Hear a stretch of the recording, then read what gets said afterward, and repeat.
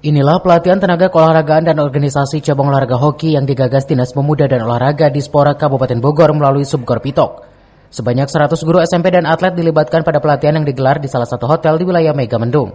Kegiatan kali ini dibuka secara langsung oleh Kadispora Kabupaten Bogor Asnan AP dan dihadiri oleh Ketua FHI Kabupaten Bogor Muhammad Saifuddin dan Joko Widodo, salah satu pejabat eselon 4 di Dispora Kabupaten Bogor. Dalam sambutannya, Ketua FHI Kabupaten Bogor Muhammad Saifuddin mengatakan jajaran pengurus hoki Kabupaten Bogor sangat menyambut positif kegiatan pelatihan kali ini. Terlebih pemateri yang menjadi narasumber dari kegiatan ini adalah salah satu wasit hoki internasional yakni Salman MPD dan perangkat pertandingan dari FHI Jabar.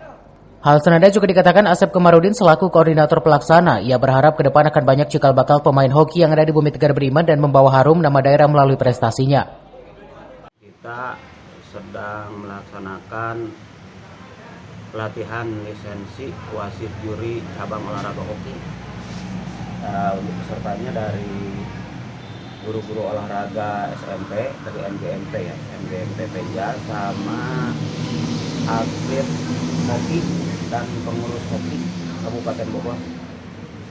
Untuk narasumbernya itu kita ngambil langsung dari pengurus provinsi hoki Pengda ya, Pengda Hoki Jawa Barat. Nah, termasuk Pak Sekkumnya hadir juga, dia diisi juga Pak Salman. Kebetulan dia itu kan wasit hoki internasional keluar negeri. Udah ini spesialisnya. Korelasinya apa sih? Ini korelasinya untuk Kabupaten Bogor ya, untuk meningkatkan prestasi cabang olahraga hoki khususnya di Kabupaten Bogor.